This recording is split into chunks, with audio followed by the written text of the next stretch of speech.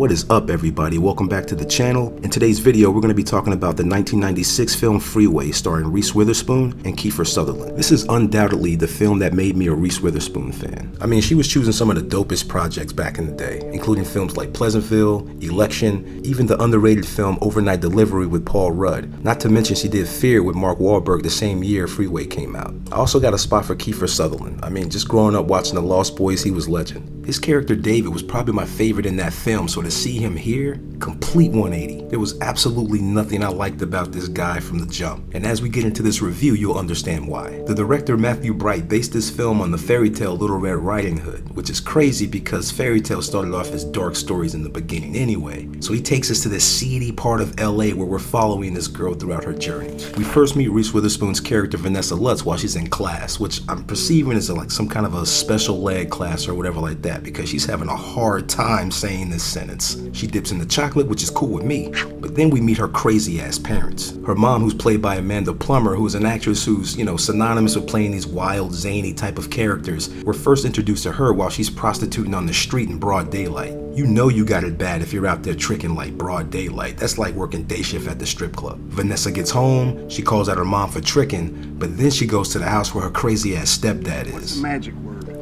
This guy is a straight clown. He smokes crack, talks shit, dirty as hell, and he hits on Vanessa. Mommy gets caught up, so the police raid the place and they find Larry trying to force himself on Vanessa. They get arrested, so CPS is called to take Vanessa away. But she ain't playing those games. She chains up the CPS officer and steals her car. Vanessa's whole thing is that she'd rather go stay with her grandmother instead. And this is where we see the connection between this and Little Red Riding Hood. She says goodbye to her boyfriend who gives her a gun for protection, but he immediately gets clipped like right after she leaves. While driving down the freeway, her car breaks down and then she's approached by a guy. This is Bob, and he's played by Kiefer Sutherland. And he's a nice guy, maybe a little too nice. He offers her a ride, takes her to dinner. He's a psychologist, so she's able to open up to him. He gets inside her head. And then we start to see the sickness in this guy with every evolving question that he asks her. We soon find out that this guy is what the news is calling the I-5 killer, which is a guy who is just like stalking girls on the freeway and killing them. Now we're getting a glimpse of the big bad wolf. He cuts off Vanessa's ponytail and then he tells her to get undressed. She ends up getting the upper hand and grabs the gun that her boyfriend gave her. She forces him to park into a deserted area where he starts to beg for his life like a little bitch. Back in the day when I first saw this film, I didn't think she was gonna do it, but then she puts a bullet point blank into his neck. He's all twitching and shit. He stumbles out the car, she follows him and she chips him a few more times.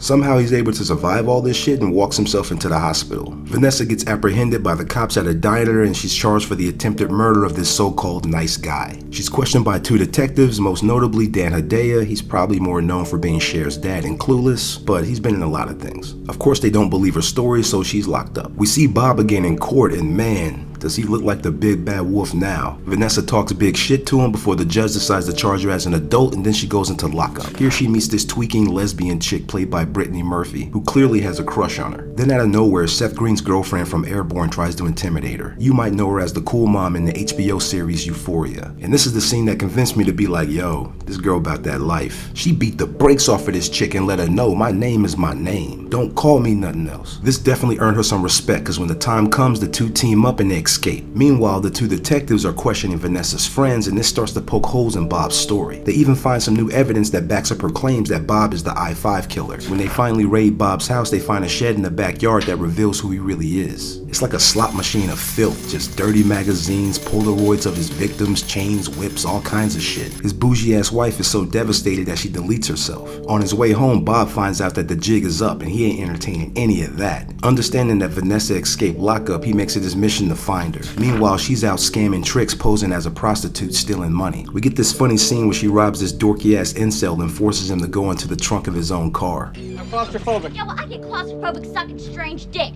Get in there! Please, I gotta pee. Well, be in there, motherfucker! And now it's back to Grandma's house. When she finally gets there, it's revealed that Bob the big bad wolf ate Grandma and disguised himself in her clothes. Vanessa gets the upper hand again and kills Bob. The detectives arrive a little bit too late, and we're left to wonder exactly what's gonna happen to Vanessa. This film is a cult classic and it put Reese Witherspoon on the map for me. I don't think anybody's ever gonna surpass Angela Bassett as my favorite actress, but Reese Witherspoon is definitely top 5. Matthew Bright continued his journey with adapting twisted fairy tales with the sequel to this film, Freeway 2, Confessions of a a trick baby. This film stars Natasha Lyonne and it follows the tale of Hansel and Gretel. I won't spoil this one, but it's currently on Amazon Prime if you want to check it out. And with that being said, this video is sponsored by you, so if you liked it, give me a thumbs up below.